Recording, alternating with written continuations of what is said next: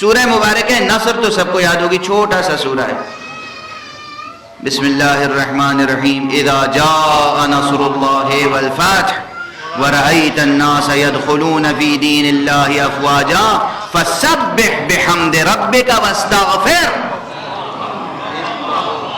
اے حبیب جب اللہ کی نصرت و مدد آ جائے، جب اللہ کی نصرت و مدد آ جائے، اذا جاء نصر اللہ والفتح وَرَأَيْتَ النَّاسَ يَدْخُلُونَ فِي دِينِ اللَّهِ أَفْوَاجًا، اور جب آپ دیکھیں کہ فوج در فوج، لشکر در لشکر لوگ دین میں داخل ہو رہے ہیں، تو بس پھر آپ اللہ کی تسبیح پڑھیں اس کی حمد کے ساتھ اور استغفار کریں. یہ کیا گناہ ہے جس کے بعد استغفار کیا جائے؟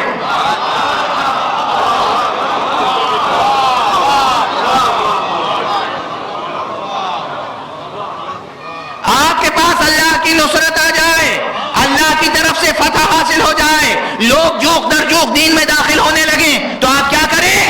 تسبیح کریں حمد کے ساتھ اور استغفار. دو کام سکھائے گئے، تسبیح اور استغفار.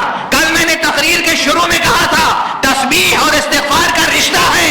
خالق کو نقائص سے پاک جاننا تسبیح ہے، خود کو نقائص سے دور رکھنا استغفار.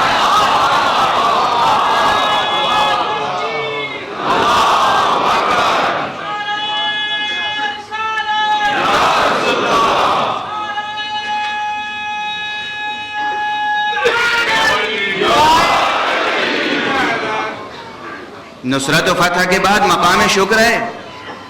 دنیا جشن مناتی ہے نصرت و فتح پر. جشن محمد کیا ہے؟ تسبیح و استغفار. تسبیح اور استغفار. جب لوگ آتے ہیں ہمارے پاس، لگاتار آتے ہیں، ہر روز آتے ہیں مسائل مشکلات لے کر، رزق و روزی، اولاد وغیرہ وغیرہ وغیرہ وغیرہ.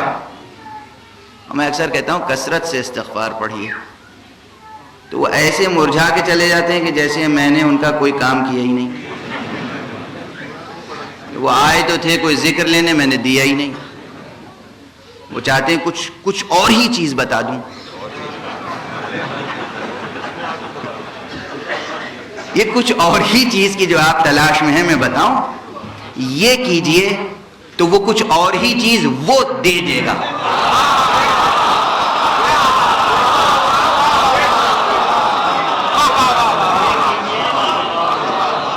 نظام سمجھیے، نظام سمجھیے. ہر چیز کے پیچھے کچھ چھپا ہوا ہے نا. پوری تقریر میں بار بار دہرایا میں نے یہ جملہ. اتنا دہراتا نہیں ہوں جتنا آج دہرایا ایک جملہ، جیسے مکتب میں سبق پڑھایا جاتا ہے. سامنے کی چیز کے پیچھے کچھ چھپا ہوا ہے. ہر منظر کے پیچھے پس منظر ہے. ہر معلوم کا رشتہ کسی نامعلوم سے ملتا ہے. ہر مرئی کے پیچھے کوئی نامرئی ہے. ہر دیدہ کے پیچھے کوئی نادیدہ ہے. اس استغفار کو اپنا کے دیکھیے. وہ خاص چیز جس کی تلاش ہے وہ خود القاء فرمائے گا، وہ خود عطا فرمائے گا، وہ خود تمامیت و کمالیت کے درجے تک پہنچائے گا. آپ استغفار کے پابند ہو کے تو دیکھیں. اس چیز کے تو پابند ہوں جس کا پابند اللہ نے اپنے حبیب محمد مصطفیٰ کو بنایا صلی اللہ علیہ وآلہ.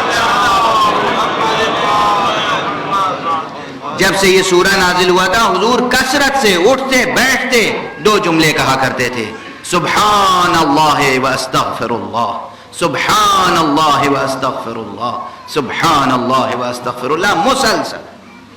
مسلسل فرماتے تھے. یہ حضور کی شان تھی. آپ سمجھتے ہیں استغفر اللہ کہنے کی کیا تاثیر ہوگی؟ ایک کل کہہ چکا ہوں، ایک استغفر اللہ میں وہ خدا راضی ہو جاتا ہے. ایک استغفر اللہ میں اگر دل سے کوئی کہے استغفر اللہ.